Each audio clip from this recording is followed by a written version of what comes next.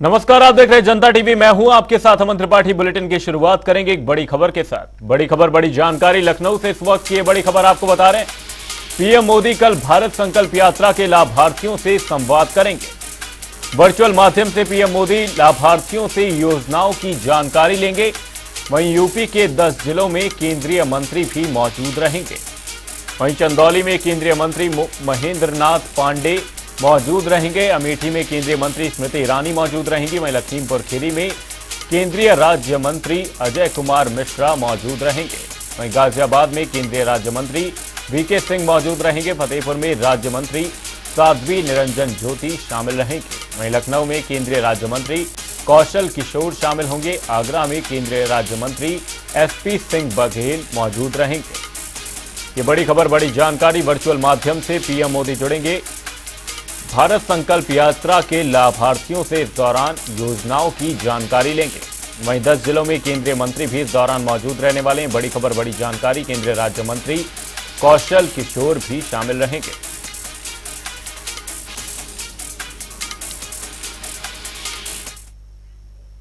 Bulletin में आगे बढ़ेंगे, रुक करेंगे एक और बड़ी खबर का। बड़ी खबर, बड़ी जानकारी। गौतम बुद्ध नगर में भारत संकल्प यात्रा का नेतृत्व करेंगे सीएम योगी। इस वक्त की बड़ी खबर आपको बता रहे हैं। विकसित भारत संकल्प यात्रा लगातार जारी है। भारत संकल्प यात्रा का नेतृत्व करेंगे सीएम योगी। आपको बता दें, गौतम बुद्ध नगर में भारत संकल्प यात्रा का नेतृत्व करने वाले हैं सीएम योगी आदित्यनाथ। वहीं विकसित भारत संकल्प यात्रा लगातार जारी है। डिप्टी सीएम ब्रजेश पाठक वाराणसी में यात्रा की अगुवाई करेंगे। वहीं यूपी बीजेपी के नेता अलग अलग जिलों में लगातार यात्रा में शामिल हो रहे हैं।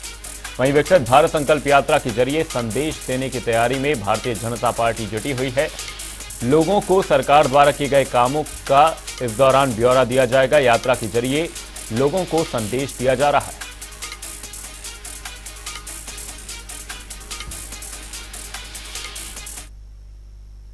बुलेटिन में आगे बढ़ेंगे, रुक करेंगे बड़ी खबर का। बड़ी खबर, बड़ी जानकारी। सीएम योगी आदित्यनाथ के आज के कार्यक्रमों को लेकर आपको बता दें, सीएम योगी के आज के कई कार्यक्रम प्रस्तावित हैं। आज ग्रेटर नोएडा के दौरे पर रहने वाले सीएम योगी आदित्यनाथ 11 बजे ग्रेटर नोएडा की निजी यूनिवर्सिटी पहुंचेंगे। वहीं यूनिवर्सिटी के दीक्षांत समारोह में शामिल होंगे। वहीं 1 बजे जीबीयू के लिए रवाना होंगे। वहीं मुख्यमंत्री योगी आदित्यनाथ गौतम बुद्ध यूनिवर्सिटी में 2 घंटे तक रहेंगे। वहीं तीनों प्राधिकरण सीपी व डीएम संग समीक्षा बैठक करेंगे। वहीं सीएम की सुरक्षा को लेकर पुलिस प्रशासन इस दौरान अलर्ट मोड पर है। ये बड़ी खबर, बड़ी जानकारी। जीबीयू में 2 घंटे तक रहेंगे सीएम योगी आदित्यनाथ। सीएम की सुरक्षा को लेकर पुलिस प्रशासन अलर्ट मोड पर है। चाक चौबंद इंतजाम किए गए हैं। आज ग्रेटर नोएडा के दौरे पर रहने वाले सीएम योगी आदित्यनाथ ग्रेटर नोएडा की निजी यूनिवर्सिटी पहुंचेंगे और दीक्षांत समारोह में हिस्सा लेंगे।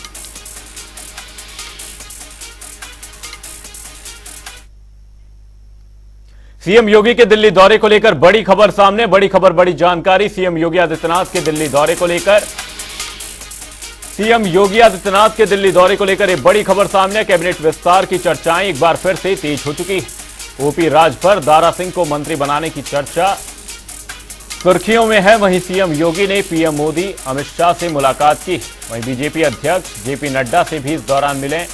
वहीं यूपी के विकास समेत तमाम मुद्दों को लेकर चर्चा की गई है। अयोध्या के श्री राम एयरपोर्ट के उद्घाटन को लेकर भी चर्चा की गई। लखनऊ से ये बड़ी खबर, बड़ी जानकारी सामने। आपको बता दें, सीएम योगी दिल्ली के दौरे पर थे। इस दौरान सीएम योगी ने पीएम मोदी, केंद्रीय गृह मंत्री अमित शाह से मुलाकात की। वहीं बीजेपी अध्यक्ष जेपी नड्डा से भी मिले। वहीं यूपी के विकास समेत कई मुद्दों पर इस दौरान चर्चा की गई। इसी खबर पर हमारे संवाददाता टीएन मिश्रा हमारे साथ जुड़े हुए हैं। टीएन मिश्रा जी, आपसे जानना चाहेंगे, सीएम योगी आदित्यनाथ बीते दिनों दिल्ली दौरे पर दिखाई दिए थे। वहीं अब कई मुद्दों को लेकर उनके द्वारा चर्चा की गई। वहीं राम मंदिर को लेकर चर्चा की गई इस दौरान। साथ ही जो एयरपोर्ट बन रहा है उसके उद्घाटन की भी चर्चा रही। क्या कुछ बड़ी बातें रही इस दौरान उनके दिल्ली दौरे को लेकर? देखिए अमन, जब सीएम योगी कल पीएम से मिले थे तो उनकी करीब काफी 1.5 घंटे करीब मुलाकात चली और इस मुलाकात में उन्होंने पूरे प्रदेश का जो खाका जो विकास योजनाएं चल रही उन पर चर्चा की। और अयोध्या के श्री राम मंदिर को लेकर के उन्होंने चर्चा की कि जो समय अगले महीने उसका उद्घाटन होना है तो वो कैसे कार्यक्रम पूरा होगा। जो अयोध्या में अभी जो श्री राम इंटरनेशनल एयरपोर्ट बन रहा है तो अभी वो एक्टिव नहीं है, तो उसको चालू करने चाहते प्रधानमंत्री उसका उद्घाटन करें तो जल्द से जल्द काम पूरा किया जाना है। अभी टाइमलाइन तो इस महीने दी गई है लेकिन अगर इस दिसंबर तक पूरा हो जाता है तो उसका उद्घाटन प्रधानमंत्री करेंगे, ये एक तय है। दूसरा, कल जो जब सीएम मिले थे पीएम से और उसके बाद गृह मंत्री से मिले और अपना भाजपा अध्यक्ष जेपी नड्डा से मिले, तो इन मुलाकातों पे एक बार फिर जो है ओपी राजभर और दारा सिंह के मंत्री बनने की कवायद तेज मानी जा रही है और उम्मीदें बढ़ी हैं कि शायद चर्चा हुई हो उनकी और अब इनको जो है मंत्रिमंडल विस्तार करके ओपी राजभर और दारा सिंह को जो है जो लंबे समय प्रतीक्षा कर रहे हैं मंत्री पद संभालने के लिए, तो इनको शायद मंत्री बना दिया जाए। लेकिन अभी ये पक्का नहीं हुआ है कि ये सब मंत्री बनेंगे, क्योंकि लगातार जो है चर्चाएं चल रही 3 महीने से, लेकिन मंत्री बनने की जो भी कोई आसार उस समय नहीं आए थे। आज जब ये बात कल जब पीएम उनसे मिले हैं तो एक बार फिर चर्चा तेज जोरों चल रही है कि माना जा रहा है जेपी नड्डा ने इनको सहमति दे दी होगी और ओपी राजभर दारा सिंह मंत्री साबित किए गए। जी अमन। वहीं टीएन मिश्रा जी, आपसे जानना चाहूंगा कि ये जो कैबिनेट विस्तार का मुद्दा है, क्या इससे 2024 के जो चुनाव हैं उसे साधने की कोशिश की जा रही है कि यहां पर आप हर एक वर्ग के लोगों को साथ लेकर चलें, हर एक वर्ग के नेता को लेकर साथ चलें? यहां पर ओपी राजभर का नाम सामने आया, तो यहां पर क्या 2024 के समीकरण को साधने की भारतीय जनता पार्टी की कोशिश है? क्योंकि उत्तर प्रदेश से ही दिल्ली का रास्ता यहां पर तय होता हुआ नजर आता है हर बार।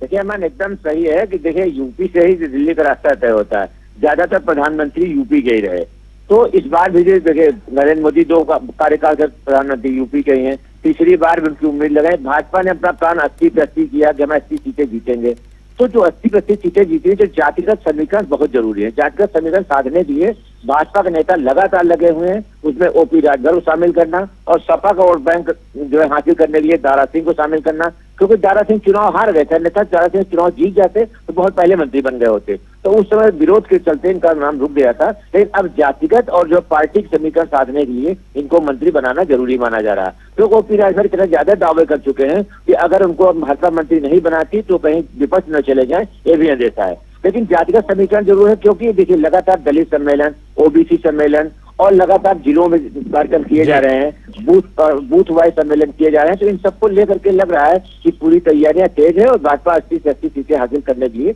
अपना पूरा काम कर रही है। जी अमन। जी टीएन मिश्रा जी, बने रहिएगा हमारे साथ, जल्द ही आपका रुख करेंगे। बुलेटिन में आगे बढ़ेंगे, रुख करेंगे एक और बड़ी खबर का। बड़ी खबर, बड़ी जानकारी, इस वक्त की बड़ी खबर आपको बता रहे हैं। यूपी कांग्रेस की नई कार्यकारिणी का गठन किया गया है। आपको बता दें, कांग्रेस संगठन को यह कार्यकारिणी मजबूत करने का काम करेगी। वहीं लोकसभा चुनाव के पहले कांग्रेस नई रणनीति अपनाती हुई नजर आ रही है। वहीं चुनाव के बाद कांग्रेस जल्द कई जिला अध्यक्ष बदल देगी। वहीं कार्यकारिणी के पदाधिकारियों को जिला प्रभारी बनाया जाएगा। कांग्रेस की नई कार्यकारिणी को लेकर एक बड़ी खबर सामने। कांग्रेस की नई कार्यकारिणी का यहां पर गठन किया जाना है। वरिष्ठ नेताओं को इस दौरान कई बड़ी जिम्मेदारी दी जा सकती है। वहीं जिलों के अध्यक्षों को प्रदेश कार्यकारिणी में स्थान दिया जाएगा। वहीं जिलों में जल्द ही नए अध्यक्षों की नियुक्ति भी की जाएगी। जिला स्तर पर वरिष्ठ नेताओं को सक्रिय किया जाएगा। आगामी चुनावों को लेकर कांग्रेस पार्टी भी अपनी कमर कसती हुई नजर आ रही है। जिलों में जल्द नए अध्यक्षों की नियुक्ति की जाएगी। नई कार्यकारिणी के गठन की बात चल रही है। वहीं वरिष्ठ नेताओं को भी इस दौरान सक्रिय किया जाएगा। यूपी कांग्रेस की नई कार्यकारिणी का गठन किया जाना है। कांग्रेस संगठन को यह मजबूत करती हुई नजर आएगी। वहीं लोकसभा चुनाव के पहले कांग्रेस नई रणनीति अपनाती हुई नजर आ रही है। वहीं चुनाव के बाद कांग्रेस जल्द ही जिला अध्यक्ष बदल देगी। कार्यकारिणी पदाधिकारियों को भी नई जिम्मेदारी यहां पर दी जानी है। जिलों में जल्द ही नए अध्यक्षों की नियुक्ति होगी।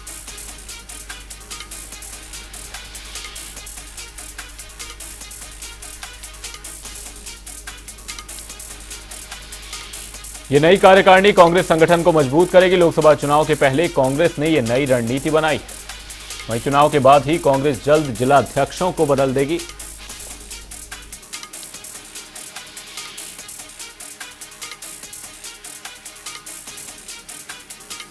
वरिष्ठ नेताओं को भी इस दौरान सक्रिय किया जाएगा। कांग्रेस आगामी चुनावों को लेकर यहां पर तैयारियां करती हुई नजर आ रही है। यूपी कांग्रेस की नई कार्यकारिणी की गठन की यहां पर बात चल रही है, जो कि कांग्रेस संगठन को मजबूत करती हुई नजर आएगी। वहीं लोकसभा चुनाव के पहले कांग्रेस नई रणनीति अपनाती हुई नजर आ रही है। वहीं चुनाव के बाद कांग्रेस जल्द ही अपने कार्यकारिणी के पदाधिकारियों को, इसी खबर पर हमारे संवाददाता टीएन मिश्रा हमारे साथ लगातार जुड़े हुए हैं। टीएन मिश्रा जी, यहां पर कांग्रेस ने नई कार्यकारिणी की गठन करने की बात की है, क्या यहां पर कांग्रेस भी पूरी तैयारी से यहां पर अपने अलर्ट मोड में नजर आ रही है? बेशक यहां पर देर से ही सही, समाजवादी पार्टी के पास यहां पर अपना प्लान है, हर एक पार्टी यहां पर अपना एक प्लान बनाकर तैयार है, लेकिन कांग्रेस देर से ही जागी है। अब इसी बीच नई कार्यकारिणी की गठन की बात चल रही है, क्या कुछ बड़ी बातें रहने वाली हैं? देखिए अमन, कांग्रेस भी लगातार 3 राज्यों में हार के बाद बहुत हतोत्साहित हुए नेता, लेकिन अगले दिन ही जो है यहाँ के जो प्रदेश अध्यक्ष हैं उन्होंने खुद मीटिंग करके कहा कि अजय राय ने लोगों से कहा कि हतोत्साहित होने बात नहीं है, हम आगे और मेहनत करेंगे और लोकसभा में बेहतर प्रदर्शन करेंगे। उन्होंने हवाला भी दिया, कई बार ऐसा हुआ है कि जब कांग्रेस विधानसभा में हारी है तो लोकसभा में अच्छा प्रदर्शन किया, तो सीधा तुमका। लेकिन अभी क्या है, 130 पदाधिकारी बनाए जिसमें जो उपाध्यक्ष और सचिव और महासचिव शामिल थे, तो अभी वे चार्ज ले नहीं पाए, पूरे काम शुरू नहीं कर पाए हैं। लेकिन सबसे बड़ी बात यह है कि जिलों में जो कांग्रेस का आधार जिले हैं और तहसील है, ब्लॉक है, तो वहां पर अभी पदाधिकारी बदले जाने की बात चल रही है, तो अब जिला अध्यक्ष बदले जाने, क्योंकि अब एक्टिव जिला अध्यक्ष चाहिए कांग्रेस को, कि अब नहीं चल पाए। लोकसभा चुनाव नजदीक है, तो जो सुस्त पड़े हुए नेता उनको तेज करने का काम किया जाएगा और जिलों में अध्यक्ष बदले जाएंगे और अध्यक्ष अपने हिसाब से अपनी कार्यकारिणी बनाएंगे। तो वो जो जिला स्तर कार्यकारिणी बनेगी, ब्लॉक स्तर पर होगा, वो नेता तक लोगों के बीच में जाएंगे, कांग्रेस की नीतियों को और भाजपा के खिलाफ जो माताओं का होगा वो बोलेंगे। तो सीधी सी बात है कि ये कांग्रेस अपना मजबूत करने के लिए लोकसभा चुनाव के मद्देनजर ही काम कर रही है और उसकी तैयारियां में तेज हो गई हैं, जिसका अभी जो है अजय राय ने इशारा भी किया था। ये मन जी, बहुत बहुत धन्यवाद टीएन मिश्रा जी तमाम जानकारी के लिए। यूपी कार्यकारिणी की नई कार्यकारिणी यहां पर यूपी कांग्रेस बनाने की तैयारी कर रही है। चुनाव के बाद कांग्रेस अपने जिला अध्यक्षों को बदल देगी।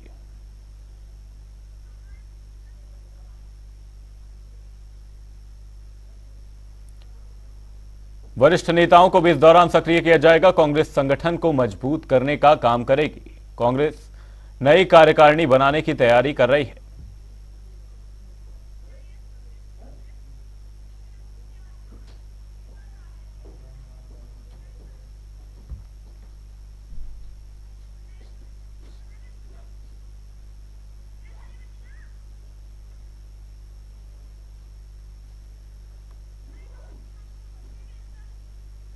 प्रधानमंत्री Narendra Modi global investor summit का उद्घाटन करने के लिए पहुंच चुके हैं। आप ये तस्वीरें देख सकते हैं। प्रधानमंत्री के स्वागत के लिए यहां पर लोक नृत्यों की प्रस्तुति की जा रही है। प्रधानमंत्री Narendra Modi global investor summit का उद्घाटन करने के लिए पहुंच चुके हैं। तस्वीरें आपकी टेलीविजन स्क्रीन पर लाइव और एक्सक्लूसिव तस्वीरें हम आपको दिखा रहे हैं। प्रधानमंत्री Narendra Modi global investor summit का उद्घाटन करने के लिए पहुंच चुके हैं। प्रधानमंत्री द्वारा ग्लोबल इन्वेस्टर समिट का उद्घाटन किया जाएगा। उनके स्वागत में यहां पर कलाकार लोक नृत्य की प्रस्तुति देते हुए नजर आ रहे हैं। तस्वीरें आपकी टेलीविजन स्क्रीन पर प्रधानमंत्री Narendra Modi global investor summit का उद्घाटन करने के लिए पहुंच चुके हैं।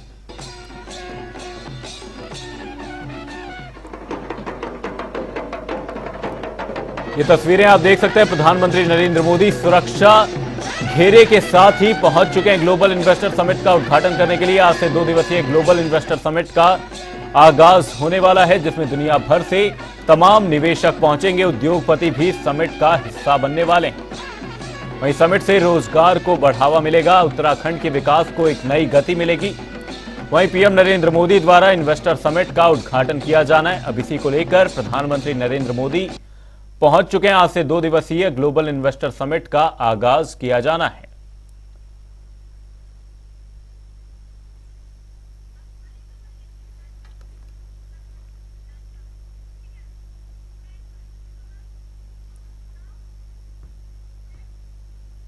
बुलेटिन में आगे बढ़ेंगे, रुक करेंगे एक बड़ी खबर का। बड़ी खबर, बड़ी जानकारी प्रयागराज से सामने आ रही है। प्रयागराज से इस वक्त की बड़ी खबर काशी विश्वनाथ और ज्ञानवापी मामले को लेकर सामने। इलाहाबाद हाईकोर्ट में आज भी सुनवाई होनी। हाईकोर्ट में कुल 5 याचिकाओं पर आज सुनवाई की जाएगी। वहीं याचिकाएं सिविल वाद की पोषणीयता को लेकर दाखिल की गई। वहीं 3 याचिकाएं एएसआई सर्वे आदेश के खिलाफ दाखिल हैं। बड़ी खबर, बड़ी जानकारी आपको बताने प्रयागराज से काशी विश्वनाथ और ज्ञानवापी मामले को लेकर इलाहाबाद हाईकोर्ट में आज भी सुनवाई होनी है। वहीं हाईकोर्ट में कुल 5 याचिकाओं पर सुनवाई की जानी। याचिकाएं सिविल वाद की पोषणीयता को लेकर दाखिल की गई हैं। वहीं 3 याचिकाएं एएसआई सर्वे आदेश के खिलाफ दाखिल की गई। काशी विश्वनाथ और ज्ञानवापी मामले को लेकर ये बड़ी खबर, बड़ी जानकारी। इलाहाबाद हाईकोर्ट में आज भी सुनवाई की जानी। हाईकोर्ट में कुल 5 याचिकाओं पर सुनवाई की जाएगी। वहीं याचिकाएं सिविल वाद की पोषणीयता को लेकर दाखिल की गई। 3 याचिकाएं एएसआई सर्वे आदेश के खिलाफ दाखिल की गई हैं। काशी विश्वनाथ और ज्ञानवापी मामले को लेकर ये बड़ी खबर, बड़ी जानकारी आपको बता रहे हैं। इलाहाबाद हाईकोर्ट में आज भी सुनवाई होनी है। वहीं हाईकोर्ट में कुल 5 याचिकाओं पर सुनवाई की जाएगी। वहीं याचिकाएं सिविल वाद की पोषणीयता को लेकर दाखिल की गई। 3 याचिकाएं एएसआई सर्वे आदेश के खिलाफ हैं। वहीं काशी विश्वनाथ और ज्ञानवापी मामले को लेकर ये बड़ी खबर, बड़ी जानकारी। इलाहाबाद हाईकोर्ट में आज भी सुनवाई होनी है। वहीं हाईकोर्ट में कुल 5 याचिकाओं पर सुनवाई की जाएगी।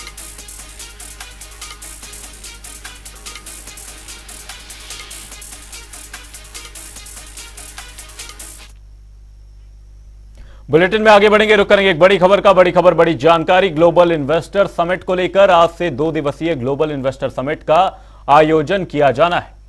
प्रधानमंत्री नरेंद्र मोदी इन्वेस्टर समिट का उद्घाटन करेंगे। वहीं सीएम धामी ने इस दौरान तैयारियों का जायजा लिया।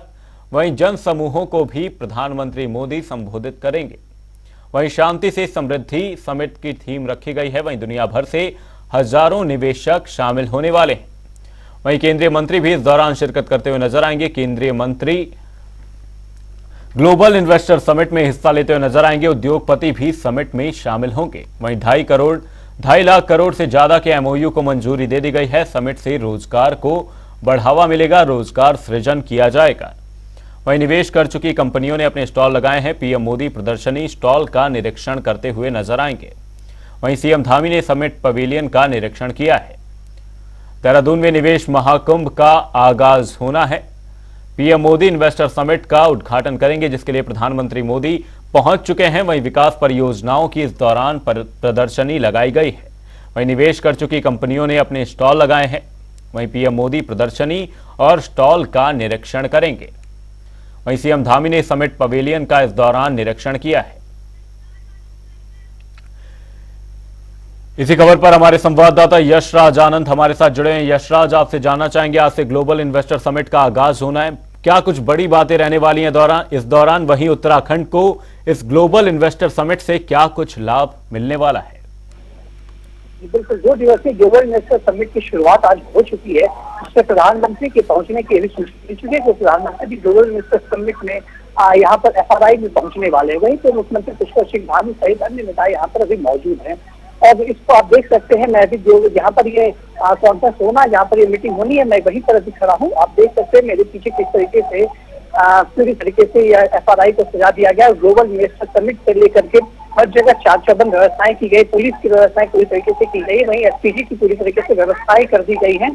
और जिस तरीके से आप देखा जाए कि यहाँ पर व्यवस्थाएं की गई है, साथ ही साथ इस इन्वेस्टर समिट को लेकर उत्तराखंड के लोगों के बीच काफी ज्यादा रुझान भी है। उत्तराखंड के लोग भी सोच रहे थे कि इन्वेस्टर समिट उत्तराखंड को क्या मिलने वाला है। और लोगों को सबसे बड़ी बात यह भरोसा भी है कि इस बार जो उत्तराखंड में ग्लोबल इन्वेस्टर समिट किया जा रहा है, आयोजन किया जा रहा है, इसके बाद उत्तराखंड के वासियों को बहुत कुछ मिलने वाला है। यानी कि उत्तराखंड से रोजगार और पलायन जो प्रमुख समस्याएं हैं, ये बेरोजगारी और पलायन की प्रमुख समस्याएं, इससे निजात उत्तराखंड को मिल सकती है। वहीं यदि बात की जाए इन्वेस्टर की, तो इन्वेस्टमेंट अभी तक में करीब 3 लाख करोड़ के एमओयू पर मुख्यमंत्री के द्वारा, पुष्कर सिंह धामी के द्वारा साइन कर दिया गया है।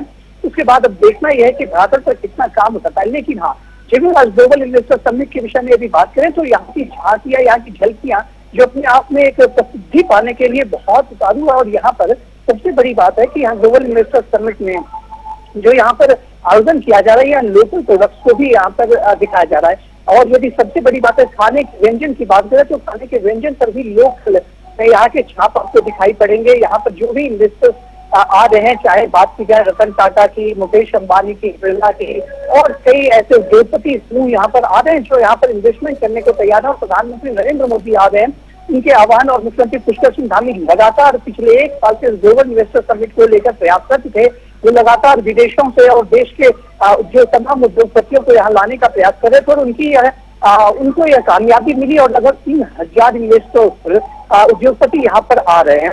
आप साथ ही साथ यदि आप देख सकते हैं तो देखें आप, हमारे जुटी हुई है, कितने लोग यहाँ पर जुटे हैं। यहाँ पर पुलिस प्रशासन भी पूरी तरीके से मुस्तैद में काम कर रही है, लगातार पुलिस प्रशासन भी लगी हुई है।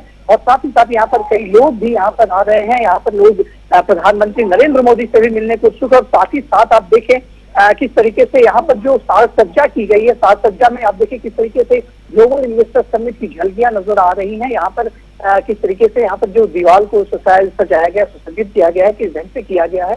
यहाँ पर सारी जगह में यहाँ पर जो आपको देखने को मिलता है, यहाँ पर कई लोग भी हैं। यहाँ पर मैं एक बार उनसे बात भी करके बताऊंगा कि वो किस तरीके से ग्लोबल इन्वेस्टर समिट को इस बार मानते हैं और क्या क्या हो सकता है, क्या क्या मायने रखे जा सकते हैं ग्लोबल इन्वेस्टर समिट को उत्तराखंड में। इस बार का उत्तराखंड ग्लोबल समिट किस तरीके से पिछले बार के ग्लोबल इन्वेस्टर समिट में आपको अलग पाता है, तो इसलिए हमारे साथ मैं बात करना चाहता हूँ कि कुछ ऐसे लोग हैं जहाँ से मैं उनको बात करूंगा कि आखिर ये ग्लोबल इन्वेस्टर समिट को लेकर के क्या था, क्या नहीं था। अभी पूर्व मुख्यमंत्री त्रिवेंद्र सिंह रावत भी हमारे पास से इधर से अपने गुजरते हुए नजर आ रहे थे। साथ ही साथ आप देखें उनके साथ कितने लोग यहाँ पर जुड़े हैं, यानी कि प्रधानमंत्री नरेंद्र मोदी के स्वागत के लिए कई कार्यकर्ता भी यहाँ पर मौजूद हैं जो प्रधानमंत्री नरेंद्र मोदी का स्वागत करना चाहते हैं और साथ ही साथ इस ग्लोबल इन्वेस्टर समिट का एक अहम हिस्सा भी बनना चाहते हैं। तो ग्लोबल इन्वेस्टर समिट करीब अभी तक में 3 लाख करोड़ का सिग्नेचर भी हो चुका है, MOU का साइन हस्ताक्षर हो चुके हैं। और उसके बाद अब देखना है कि इस ग्लोबल इन्वेस्टर समिट में जो मुख्यमंत्री का एक थीम है कि उस थीम से कितना यह आगे बढ़ती है, कितनी कामयाबी पाती है।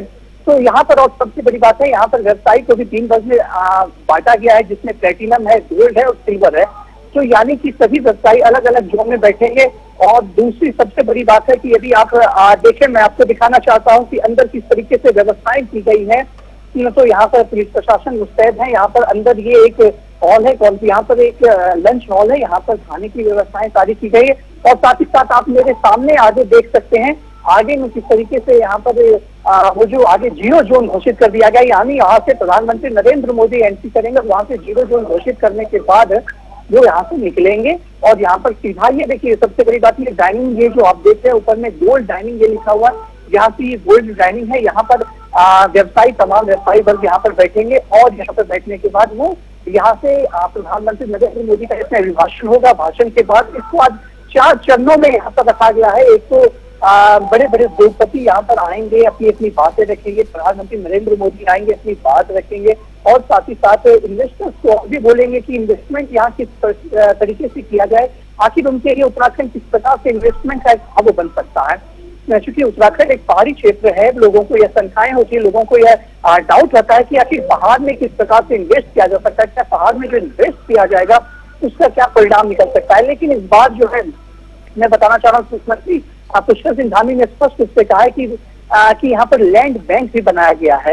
लैंड बैंक जो बनाया गया है इससे काफी ज्यादा फायदा लोगों को मिलेगा, बिजनेसमैन को मिलेगा, इन्वेस्टर को मिलेगा, यहाँ पर मिलेगा। और मैं आपको बात कराना चाहता हूँ कुछ, सबसे बड़ी बात यह है कि यहाँ पर ग्लोबल इन्वेस्टर समिट में किस प्रकार से लोग चल रहे हैं, उनको क्या मिलने वाला है, क्या फायदा होने वाला है, लोग क्या समझेंगे। सबसे बड़ी बात है कि ये GIS जो ग्लोबल इन्वेस्टर समिट हो रहा है, इससे आपको क्या लग रहा है कि कितना फायदा पहुंचेगा?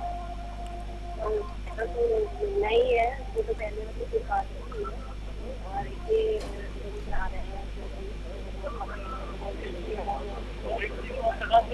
प्रधानमंत्री नरेंद्र मोदी जी आ रहे हैं, तो कितने उत्सुक हैं, साथ ही साथ मुकेश अंबानी आ रहे हैं, अडानी आ रहे हैं, कितना आप उत्सुक हैं उनको देखने के लिए, मिलने के लिए, आपको क्या लग रहा है आज? बहुत एक्साइटेड है हम लोग, इतनी भीड़ में हम लोगों को देख रहे हैं, देखिए बट बहुत दूर से, तो बस आगे तो कहना ही है और मोदी जी है तो सब संभव है। बिल्कुल बिल्कुल, इन्होंने स्पष्ट रूप से एक बात कही कि मोदी जी है तो सब संभव है, यानी कि लोगों में एक अपेक्षाएं मोदी जी प्रधानमंत्री नरेंद्र मोदी को लेकर के है कि नरेंद्र मोदी है तो सब मुमकिन है। और देखा भी ऐसा जा रहा है कि प्रधानमंत्री नरेंद्र मोदी लगातार उत्तराखंड को एक ऐसे राज्य के रूप में देखते हैं जहां से उत्तराखंड में उनका विशेष लगाव है। उत्तराखंड को वो सौगात भी देते जा रहे हैं और उत्तराखंड के लिए उन्होंने, जैसे बात की जाए यदि 4 धाम की यात्रा में एक बद्री केदारनाथ की बात की है तो लगातार उसके भी साथ सज्जा और पुनरुद्धार के लिए उन्होंने बहुत काम इस दिशा में काम किया है। साथ ही साथ लोगों का अभी भी यह कहना है कि मोदी है तो मुमकिन है। तो इस प्रकार से प्रधानमंत्री नरेंद्र मोदी जो उत्तराखंड को विशेष रूप से उनके कहते हैं कि सबसे प्रथम स्थान में अगर किसी राज्य के प्रधानमंत्री नरेंद्र मोदी देखते हैं तो वो उत्तराखंड है, जिसको ये विशेष सौगात हमेशा अक्सर देते रहते हैं। और आए दिन प्रधानमंत्री को देखा जाता है कि उत्तराखंड के दौरे पर भी रहते हैं। इस प्रकार से प्रधानमंत्री नरेंद्र मोदी का यह जो सौगात है और मुख्यमंत्री पुष्कर सिंह धामी की जो मेहनत है वो आज जरूर रंग लाते आपको दिख रही है।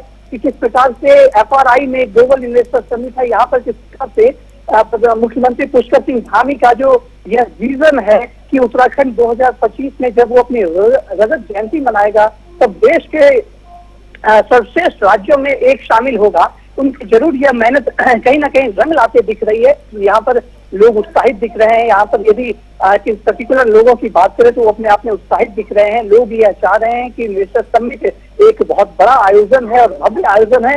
इसको लोग देखने के लिए अलग अलग जिलों से भी, अलग अलग डिस्ट्रिक्ट से यहाँ पर पहुंचे हैं। टिहरी से पहुंचे हैं, गढ़वाल से पहुंचे हैं। लोग यहाँ पर देखना चाह रहे हैं। और सबसे बड़ी बात है कि आज से करीब एक सप्ताह पहले से ही इसकी बहुत ज्यादा लोगों में के बीच चर्चाएं चल रही थी। लोग जागरूक हो गए थे इस इन्वेस्टर समिट को लेकर कि आखिर इस इन्वेस्टर समिट से उत्तराखंड को क्या मिलने वाला है, कितना कुछ मिलने वाला है। और सबसे बड़ी बात है, जब उन्हें यह पता चला कि 3 लाख करोड़ से अधिक के MOU पर मुख्यमंत्री पुष्कर सिंह धामी के द्वारा साइन किया गया, स्वाक्षर किया गया, तो वो अपने आप में उत्साहित नजर आया। उनका स्पष्ट से कहना है कि उत्तराखंड में जो सौगातें यह मिल रही है, यह सौगात जो आ रही है प्रधानमंत्री और मुख्यमंत्री की देन है। उन्हीं के कहने पर ये ऐसी चीजें होती है। और दूसरी सबसे बड़ी बात यदि आप लीजिए कि स्थानीय लोकल व्यंजन, लोकल उत्पादों को यहाँ पर बढ़ावा दिया जा रहा है। जैसे खाने के व्यंजन में भी, चूंकि अभी तो डाइनिंग हॉल जहाँ पर वो खाने का व्यंजन वो बंद हो चुका है, नहीं तो मैं आपको जरूर दिखाता, वहाँ की वो स्टीम को जरूर दिखाता, वो व्यंजन को दिखाया जाता जहाँ से वो व्यंजन बनाया जा रहा है, और वो डिश को मैं दिखाता। यहाँ पर आपको लोकल व्यंजन की छाप आपको देखने को मिलेगा, जिससे लोकल व्यंजन बनते दिख रहे हैं। चाहे मंडवे की बात करें, ये सारे लोकल व्यंजन यहाँ पर मिलकर दिखेंगे आपको, जिसमें सबसे बड़ी बात है कि इस लोकल व्यंजन को देखने से यहाँ पर इन लोकल व्यंजनों का भी एक प्रचार प्रसार होता है। लोग उसको खरीदेंगे, लोग उसको जानेंगे, क्योंकि विदेश से भी कई मेहमान आ रहे हैं। भारत के कई अन्य राज्यों से भी मेहमान आ रहे हैं, जिसमें अहमदाबाद से है, मुंबई से है, अनेक जगहों से हैं।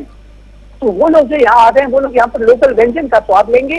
तो लोकल व्यंजन के स्वाद से उनको यहाँ की संस्कृति परंपरा से भी वो लोग जो अछूते रह गए हैं, उनको ये जानकारी मिलेगी कि आखिर उत्तराखंड की क्या संस्कृति है, क्या परंपरा। और साथ ही साथ जब प्रधानमंत्री नरेंद्र मोदी आएंगे और जब कार्यक्रम की शुरुआत हो जाएगी, तो इस कार्यक्रम की शुरुआत में सांस्कृतिक कार्यक्रमों की भी झलक मिलेगी। सांस्कृतिक कार्यक्रमों की झलक में सबसे बड़ी बात है कि सांस्कृतिक कार्यक्रम की जो झलक मिलेगी वो लोकल स्तर पर रहे कि यहाँ के सांस्कृतिक कार्यक्रम, यहाँ की परंपराएं हैं, उसी आधार पर की जाएगी। जी यशराज, यहाँ पर इन्वेस्टर समिट में प्रधानमंत्री मोदी पहुंच चुके हैं। बड़ी अपडेट सामने, उत्तराखंड में निवेश का महाकुंभ शुरू हो चुका है। फिलहाल के लिए बुलेटिन में सिर्फ इतना ही, कहीं जाएगा नहीं। जनता टीवी पर खबरों का सिलसिला रहेगा जारी। तब तक के लिए नमस्कार।